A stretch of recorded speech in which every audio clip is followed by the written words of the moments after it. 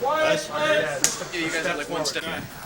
Nicky, are you a soul or are you the spawn of Satan? No, I can't go to Earth. All right, where I go? It's a real fun set. You know, I think this is the most fun I've ever had. If you're not scheduled to be here, you want to come down and hang out anyway. It was hard keeping a straight face sometimes, you know. They haven't got this strange showbiz thing around them where they feel they're very important. I'm not Nicky. Tell me when that's on. It's like being in a fraternity and making a film. You know, it's just everybody's having fun. The band. All right, here we go. He uses a lot of his friends, his buddies on this film, so it makes it a joy to be here. Friends helping friends, but Adam's the key to it all. You have to listen to me, as usual, bro. You know, I love all my buddies, so we try to write them parts just to make sure we get to hang out with them as much as we can. Hey. Hey. Yeah, he said he wanted me to be the gatekeeper of his next film, and I thought, okay, that'd be great, but the breasts were not ever mentioned. Yeah. And they're all killer roles. There's no walkthroughs or anything. Each one just sort of has something to it. We are all gonna die! Whoever's playing the part, we gear it towards them a little more. But every time I talk to Lovitz, I tell him, hey, Lovitz, we're going to write you a part. He goes, you are not.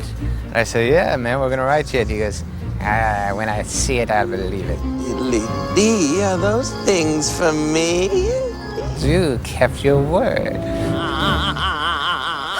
A lot of the guys who were playing the parts are who we wrote it for. Tiny, we wrote it for. Always thought Tiny Lister was very funny. Could you concentrate for 5 seconds? I am concentrate, man. Carvey's in it, he's funny as hell. I said, Carvey, I think we're writing you a part in this movie. Who gives a shit? I hope you want to do it. He said, hey, I trust you guys, whatever you want me to do, I'll do it. He broke his ankle doing the damn movie. I had to go to the hospital with him that night and feel guilty for a couple of weeks. This used to happen to me a lot when I was younger, but without the lava. Alan Covert, we like to humiliate as much as we can, and the reason I think we were excited about this movie, he had to shave half of his head.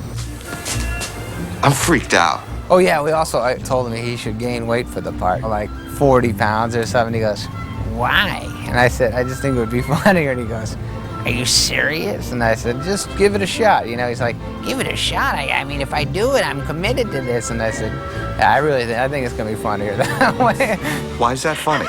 I don't know. Jesus Christ, I'm gonna fucking vomit. Something about Patricia and her acting and her character made you believe that this guy could have a love affair on Earth. I can give you the power. She's unbelievable because she's got such a great attitude and she's such a great presence on the set. And then when she works, she's so open and so fearless. Really exciting actress to work with, you know, unbelievable. You know, from this angle, you're kind of cute. Reese, man, I saw him do some work and I thought he was funny. And we loved him as a guy. And he said, oh, I'd love to do this part. We said, well, all right, then you should do it. That's why I'm in this business. When we were writing the movie, we were sitting around going, ooh, wouldn't it be nice for Harvey Keitel to play the devil? He was our first choice by far. We sent it to him in Turkey, I think. We faxed it to him. This was a very difficult decision. We got a message a few days later, you know, Morse code or something. Harvey said yes from Turkey. Hallelujah. He really has this incredible comic side that he doesn't get to do a lot of broad comedy, and he really loves it. Son, do the best. He's hardcore. No frontal nudity for him in this film, but he does a good job anyway. You are the best devil, sir! The best devil! We were thinking about him being like a Long Island dad, you know, family first type of guy. You're such a handsome boy. Who else? Rodney Dangerfield, we wrote that part for Rodney. Even in hell, I get no respect. That's a great man. He's the man that I definitely talked about the most growing up. In fact, you look like my first wife. Only she had more hair. He was the first guy I sat around and memorized all his jokes and his records and watched everything he did. The last time I saw a pair of jugs that big, 2 hillbillies were blowing on them. If you ever get in trouble and your chips are down, you have no one to turn to, and you think the world is over, Ozzy Osbourne. Ozzy? Holy shit. Let the madness begin. That was just the business, meeting Ozzy. Well, I was like so excited that Ozzy was there that I was hiding behind Anna. I'm like, oh, that's Ozzy. Ozzy's here. You guys, look, that's Ozzy. I was in awe when he came to the set. He really would like shock people when he was on the set. People would just like, First of all, everyone was talking about it for months before he ever got there. I've never seen so many people actually go to where we're shooting. Everyone was trying to get a glimpse of Ozzy. when we were writing the script, we were like hanging out, trying to come up with a better ending. There's got to be something in that ball. We're talking about it being a bat. Maybe Ozzy Osbourne could come out and bite the bat's head off. Oh my God, that actually could be unbelievable. Perfect. It's like the one evil brother turns into a bat. Here's Ozzy Osbourne, who is known for biting the head off of a bat. The only thing holding us back was like, I hope Ozzy wants to do it. I don't want to do it. I'm so scared to go to movies. I said, on my rock and roll thing, that's one thing, but I'm not an actor, you know. Whereas when I come along to the set, I was pleasantly surprised that if you do it wrong, they just do it again until you get it right. Very good. That was f***ing crap. Is that right? Yeah. Is that fat? Yeah. I'm not going to give me sort of an invisible man blowjob here.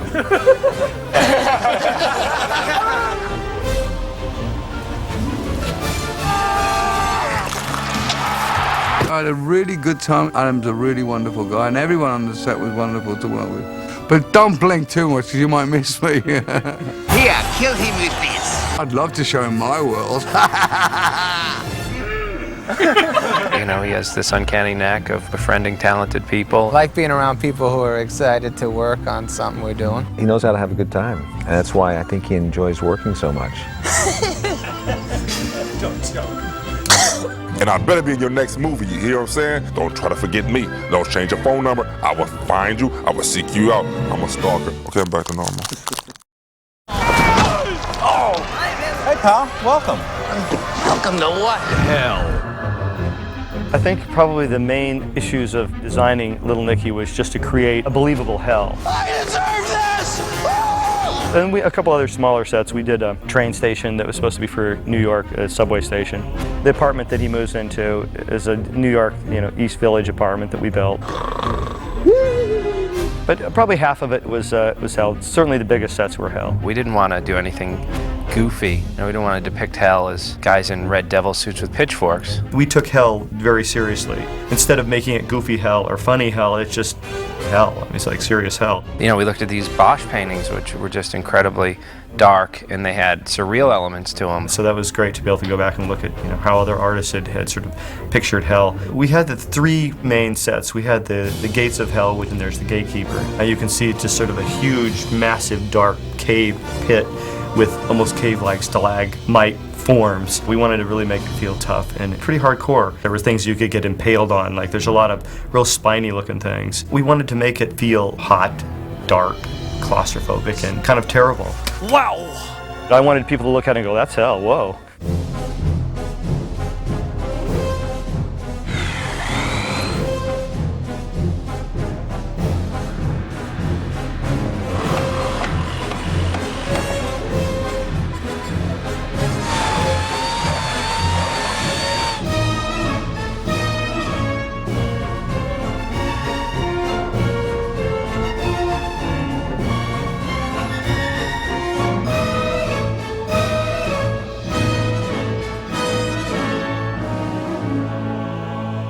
Of course, the first day I was here, I broke part of it. I hadn't seen Kevin Nealon in a while, and I went, oh man, I did like that and broke one of the horns off of hell. So that was cool. The throne room was also incredibly detailed, and that's the great thing about Perry, and great attention to detail.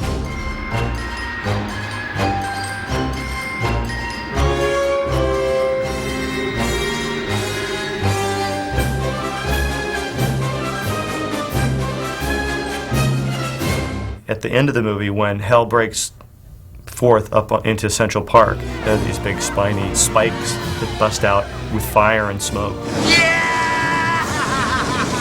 You felt like you'd seen that and that was familiar, and now here it is, like burning and coming up out of the ground. Soon you will see things more horrible than you can imagine. So you walk onto it and you think, this isn't a movie, it's a rock concert.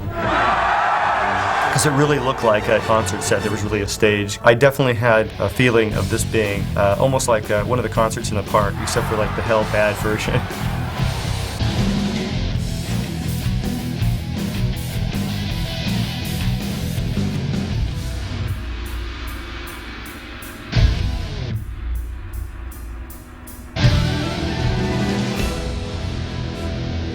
think there's definitely a connection between heavy metal imagery and the stuff that we did, because I think a lot of what people, especially young people, what their perceptions are, they don't know about Hieronymus Bosch, but they do know about Ozzy, and they know about other heavy metal bands which have used hell and the devil as part of their style. So we did look at a lot. I looked at all the Slayer albums, I looked at all Ozzy's albums, and I looked at old concert footage from different bands, and just their use of like fire and smoke and all that kind of thing.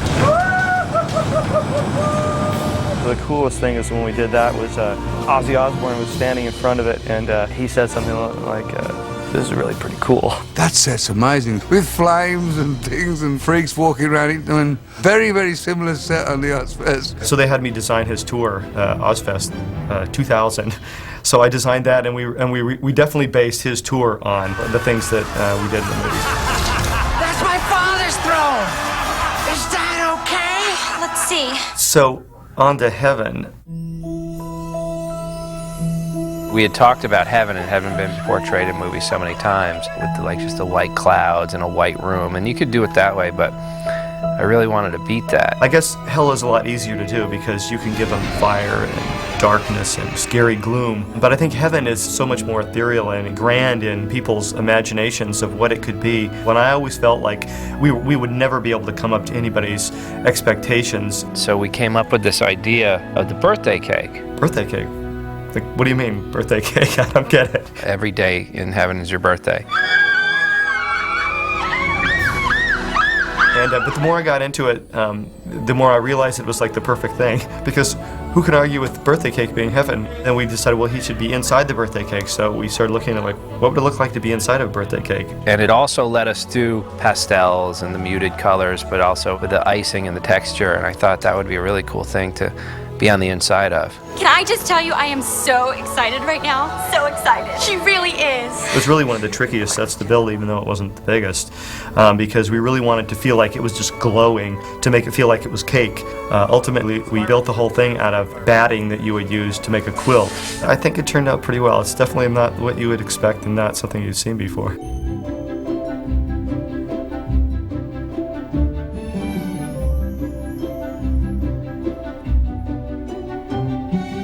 Y tus trailers, visita mi canal.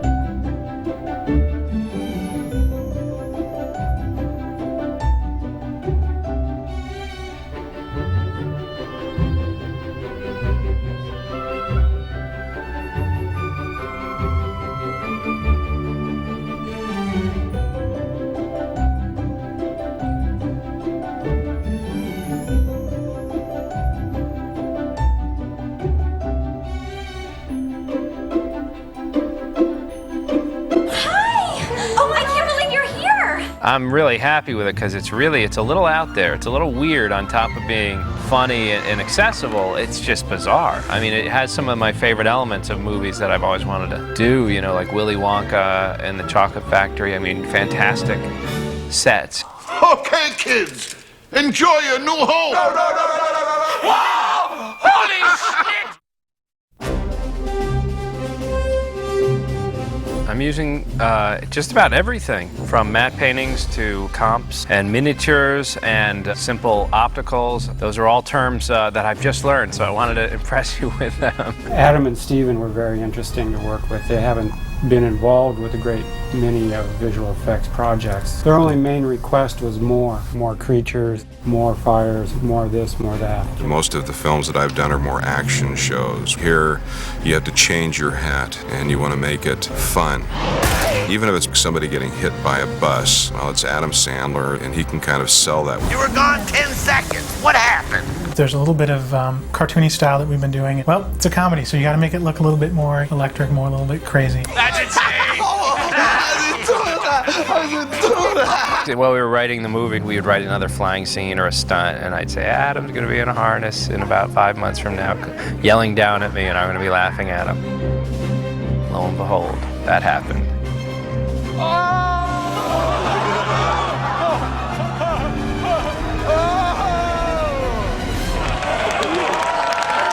I've really enjoyed that. It's pretty intense, pretty fun. Glad I'm not doing it. You know, it's taken us all by surprise. I think none of us have done stunts before, so we're all sort of finding it amusing but scary at times, you know. And jumping off a cliff once is okay, but when you have to do it 10 times, it's all surprisingly low tech. It's still, you know, a lot of swinging around on wires, you know, against the green screen. But it's just the technology that's applied to it later. That's the sort of spacey stuff. There's Popeye's chicken, right there. I think I've had more green screens on this show than any show I've done.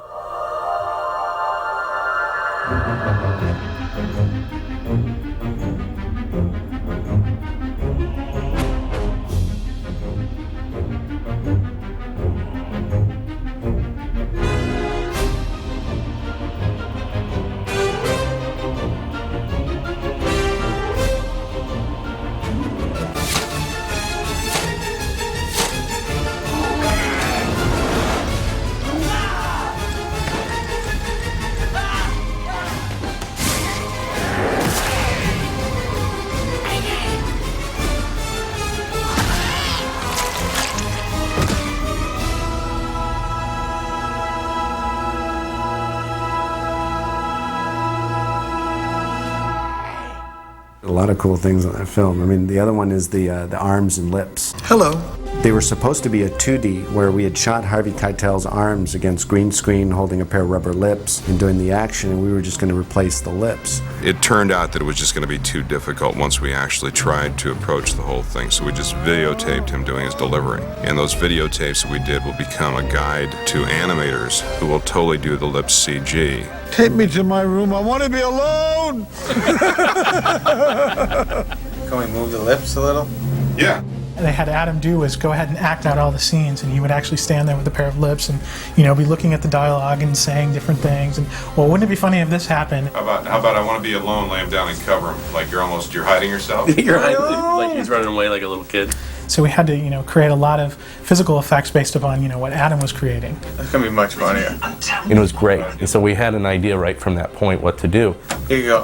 Horse. We basically took his movement and applied it to these arms and hands. So the next thing we knew, we were contracted to do CG arms and CG lips. So we built that whole thing CG. Well, when I was thinking of these visual effects and the boys, we were thinking of our stuff, it's not like we're George Lucas going, let's push the envelope. We were just like, hey, that would be funny, don't you think? All right, let's move on.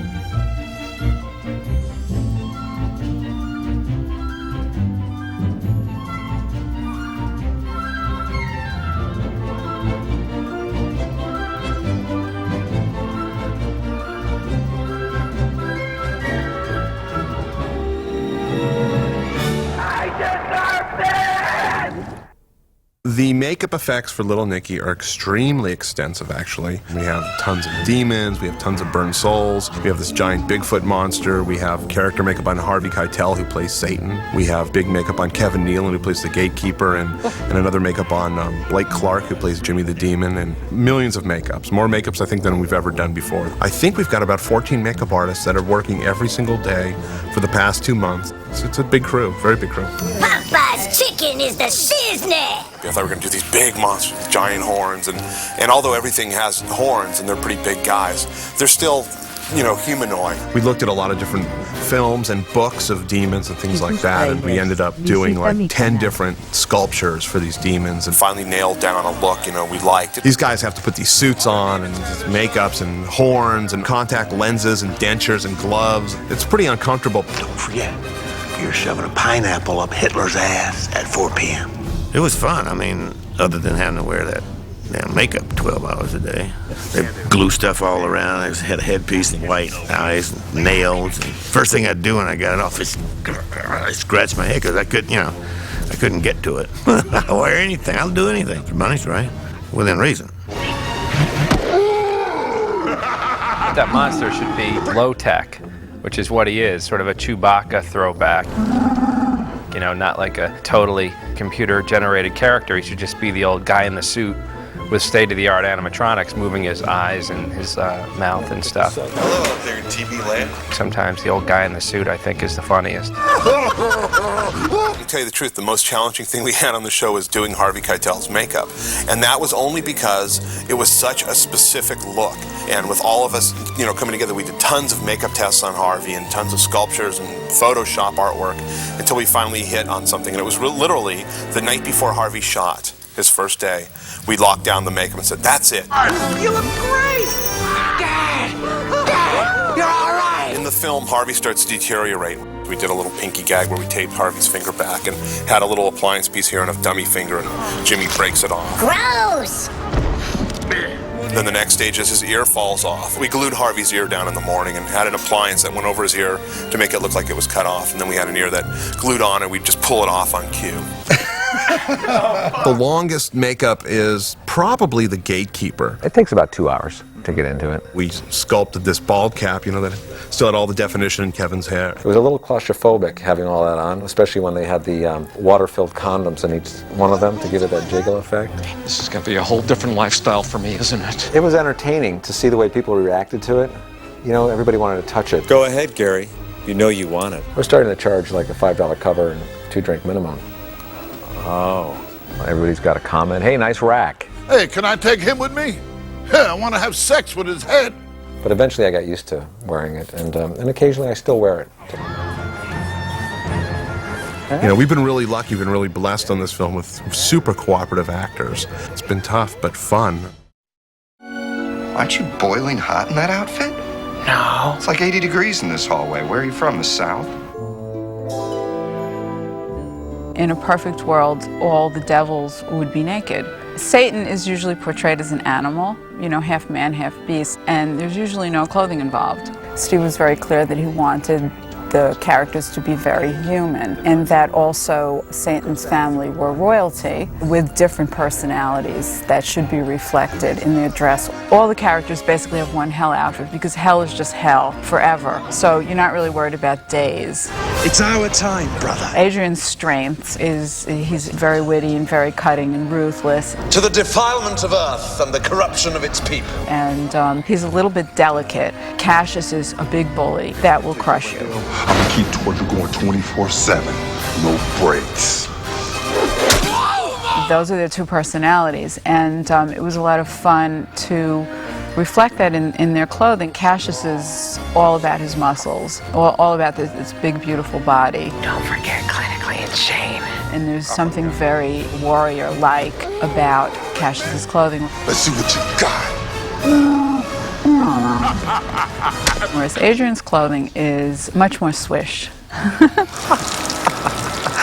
And there's something delicious about Adrian. Hello, Mr. Devil. I like your cape.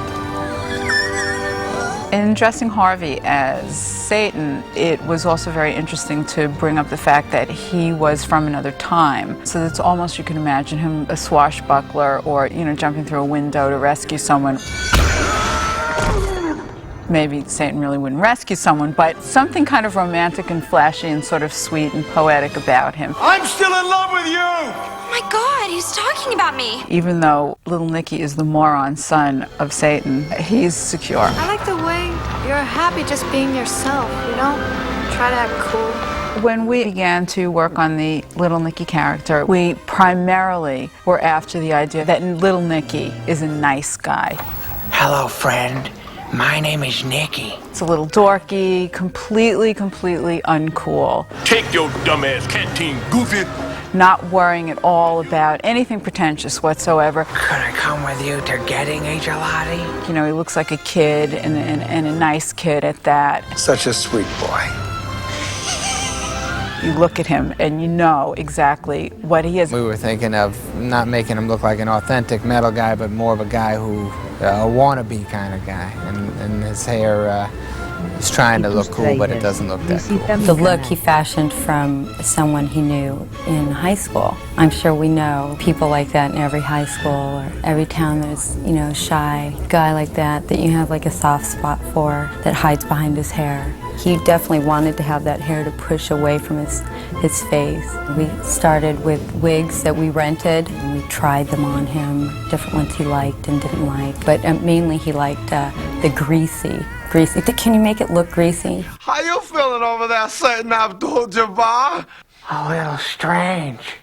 I can't stop thinking about this girl, Valerie. Patricia Arquette playing Valerie was kind of tricky. It was trickier than maybe you'd think it would be because, first of all, Patricia Arquette is incredibly beautiful. We kind of wanted Valerie to be someone who was a little bit quirky and a little bit off, and also that she wasn't cool. I get messed with all the time. And you would believe that she would be completely taken with Little Nicky.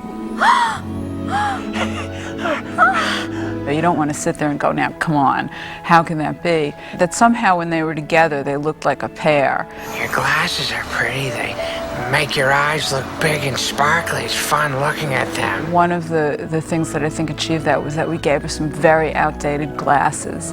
It just made her impossibly unchic. Also, Valerie playing a design student, to me was also kind of a fun thing because any design student knows it's a mess. It's just an absolute mess. I love you. And I love you, Nicky. My name is Beefy. I'm an old friend of your father. He asked me to help you out.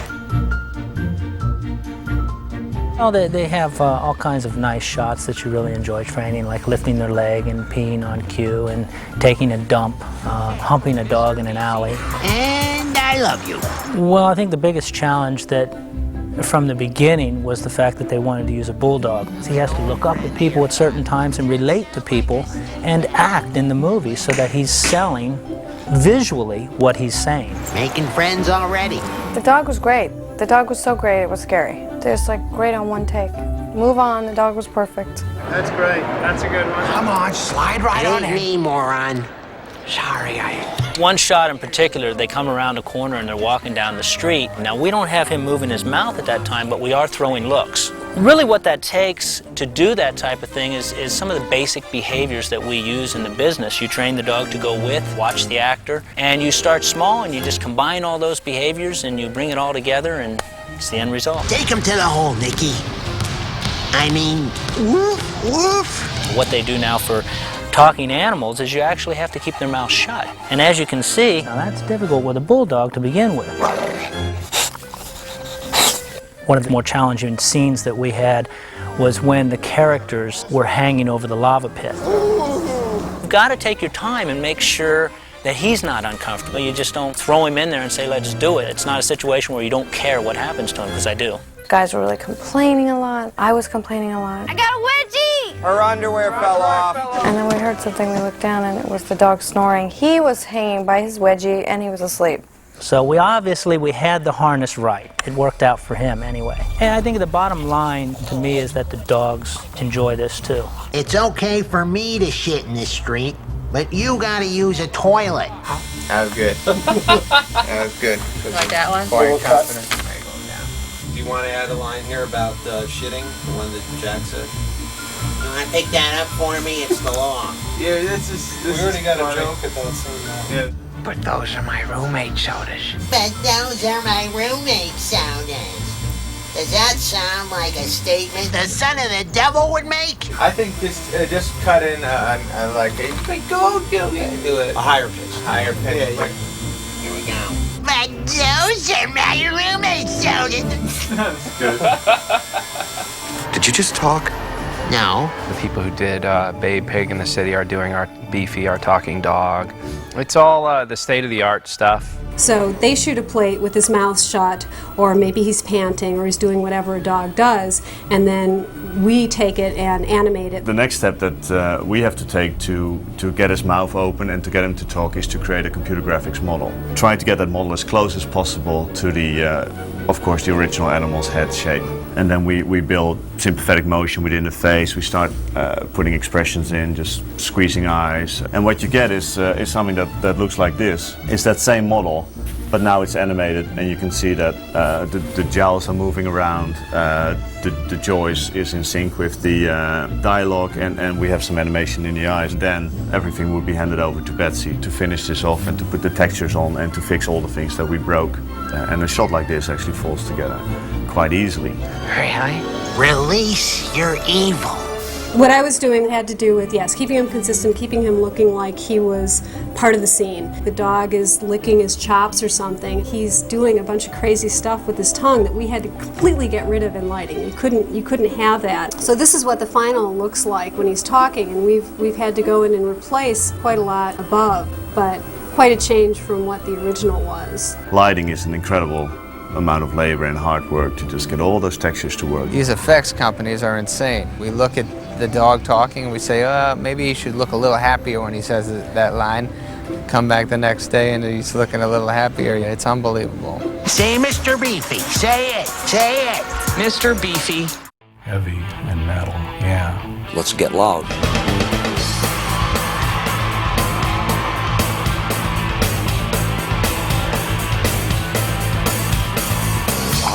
Pure ass-whooping music. Or as the British say, heavy metal. It's wild, it's loud. I can't even hear! I was f***ing front row! I think it's the celebration of being the other, the opposite of your parents. Here's society, here's my parents, and it sucks. And I am going to be the opposite of that.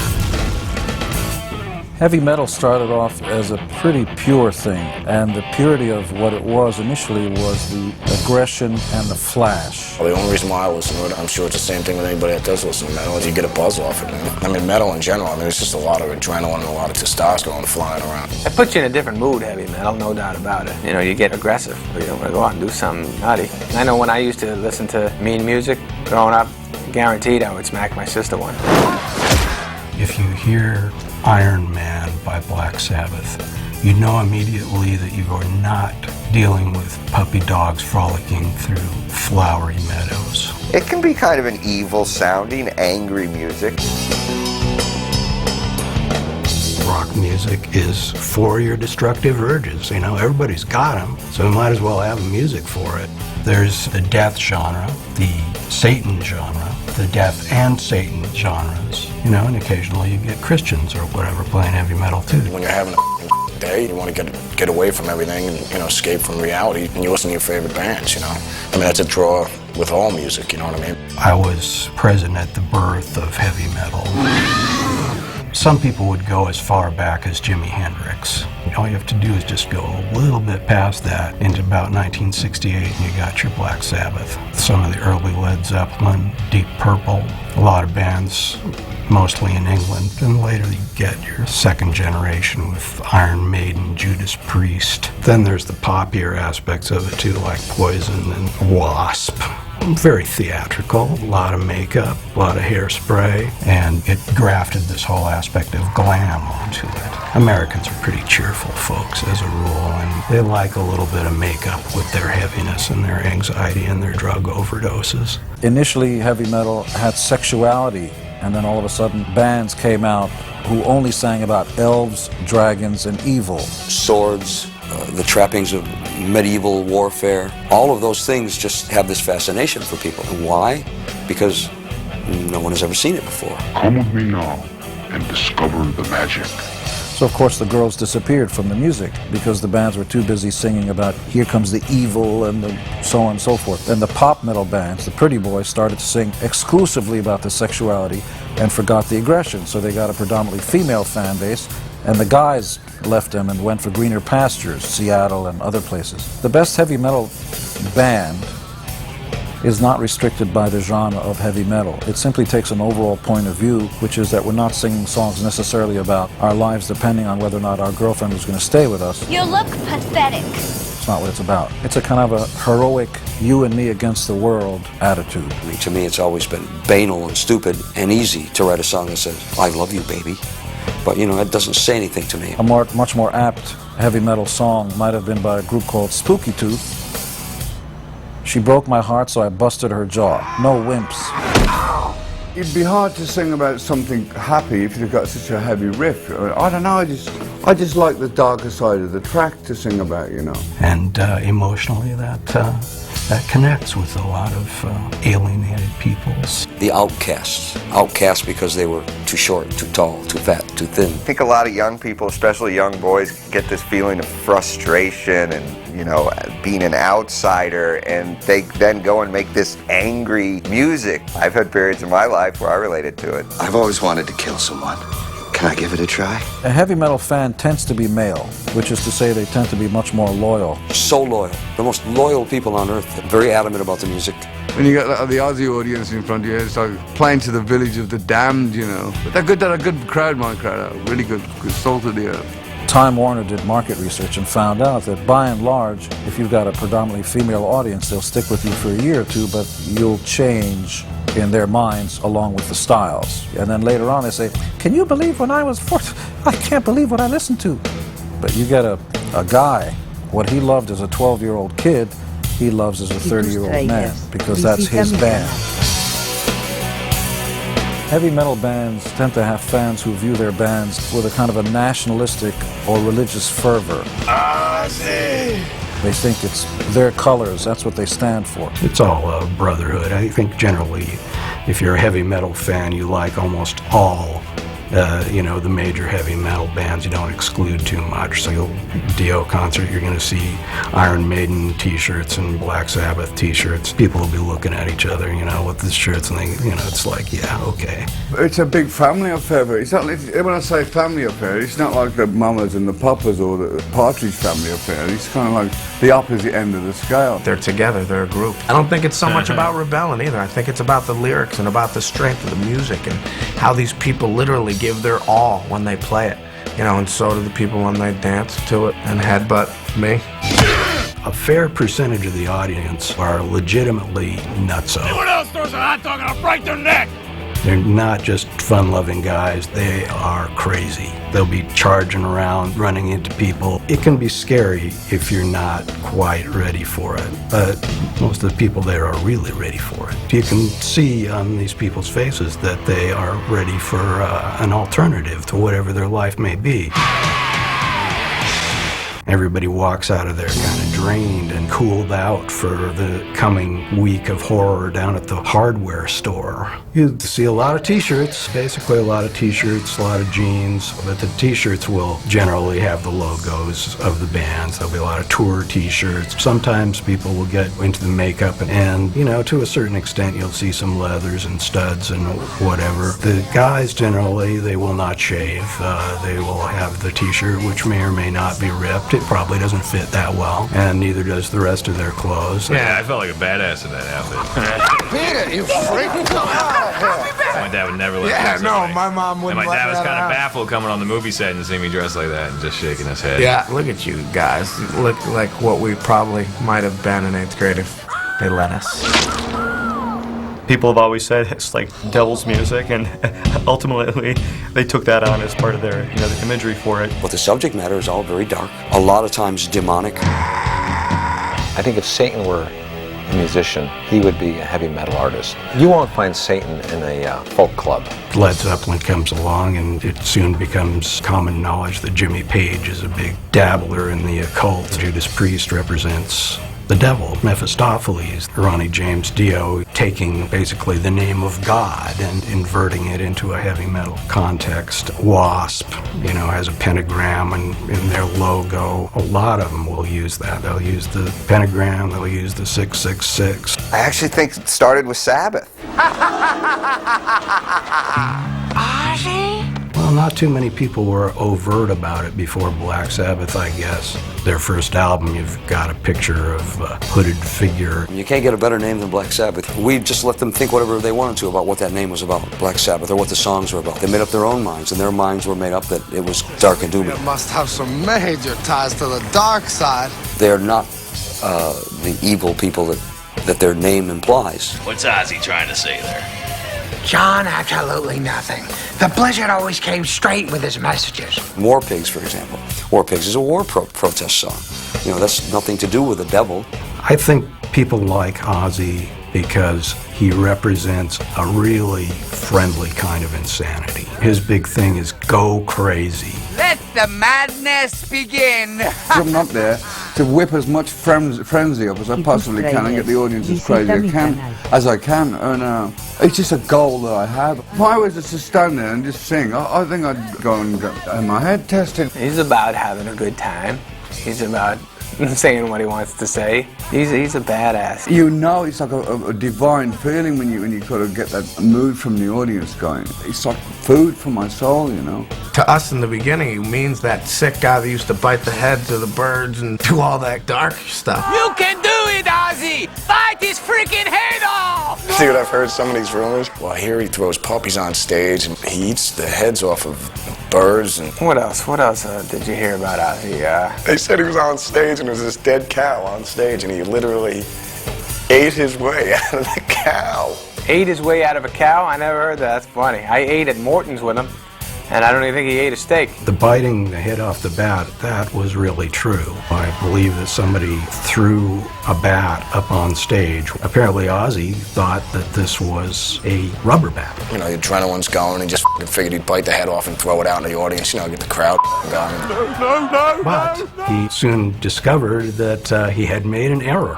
Bit into it and he was like, what the f is this? You know, because, you know, it had real, you know, it's a real bat. If you make a mistake, you got to live with it. And sometimes, a lot of times, I made some real bum mistakes, you know. That was just a step beyond what people were willing to put up with.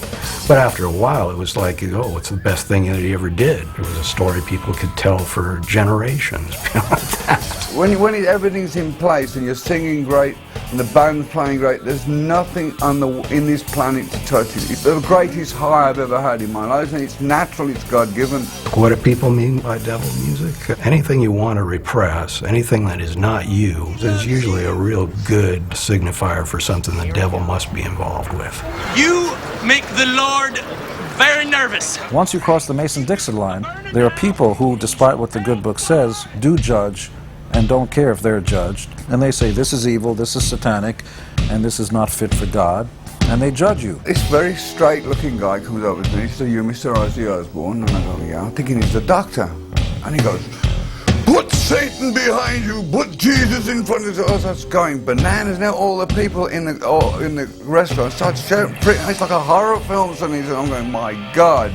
I'm not crawling out of my hands and knees. It was terrifying. People started to point fingers at Kiss, and myself especially, and wanted to know whether or not I was a Satan worshiper. And I told him, first of all, it was none of your business, and whether I was or not was not really the issue. The question is who's asking and who wants to know. I'm always afraid of someone who might do something drastic, you know. I've had a vision, you know. The guy that walks down the street with a cross on his back is more a pain in the ass than some Satan worshiper who does his business in his own private apartment. They don't know me. I'm not what they think I am, you know. It's kind of like a prejudice, you know. Initially, when we first started touring in the 70s, either because I stuck my tongue out or because I'm Jewish, take your pick. Oh, he's a devil! Okay, that's what I... You read about something, or someone, and they don't know I'm a family man, I'm a husband, and I have dogs, and I don't eat them every night, you know. Whatever demons are involved with Ozzy are the demons within him. His own craziness, his own stuff that he fights with, and those are what the lyrics are about. But wrap your minds around this, gentlemen. The problem with satanic ideas as song fodder is that any new band that doesn't have a clue what to do and doesn't know how to write songs, especially lyrics, will grab onto the Satan thing because it's easy. The devil and the horn, and here comes evil, and backwards it spells live. I command you in the name of Lucifer. There's darkness coming. Get out of here. First album we did, which is called Holy Diver. It has the picture of what's supposed to be a monster, which became our logo. He was such a monster, we call him Murray. I mean, real evil name, isn't it? And the question was always asked, why did you do that? Why did you put this monster on your album cover drowning a priest? And I said, well, I did it for this reason. So you could ask me that question, and I could say to you, how do you know it's not a priest drowning a monster? Okay, whatever. My point has always been, you must look inside the package before you make your judgment. And my belief is that God and the devil reside in you and I.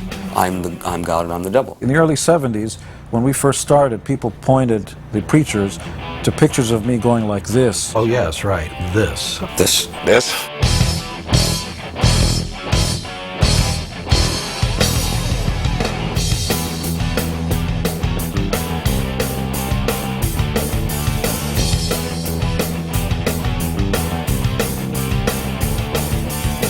A lot of people don't know what this means. I think they're talking about Satan. Running with the devil!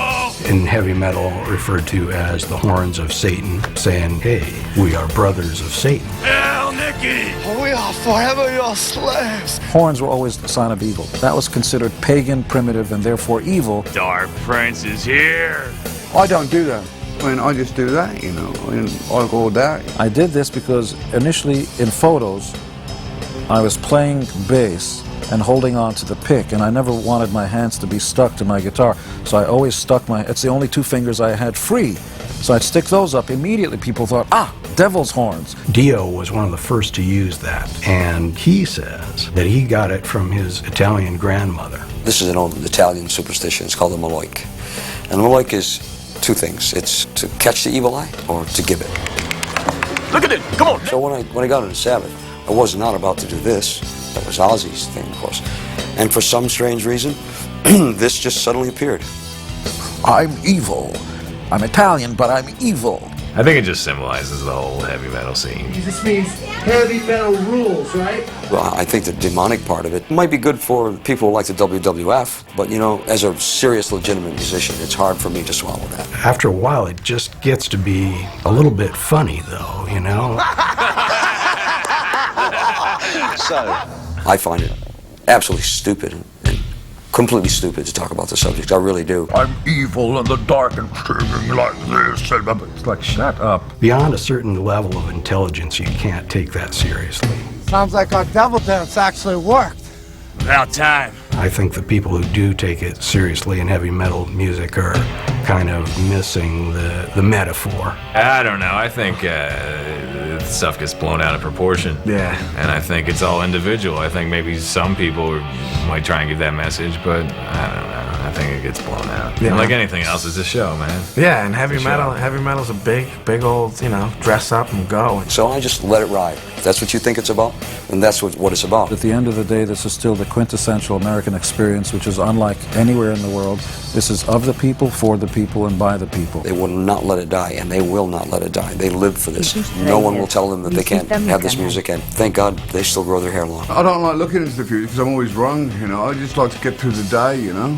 I'll continue for as long as I want me to on a human, as long as I can do it. Hey, go do something stupid. You know, put on face paint, do your own stuff, ignore everybody else, be completely out of favor. Don't be like every other band. You might have a chance. And by the way, go buy the Kiss cell phone. My mom wants another house.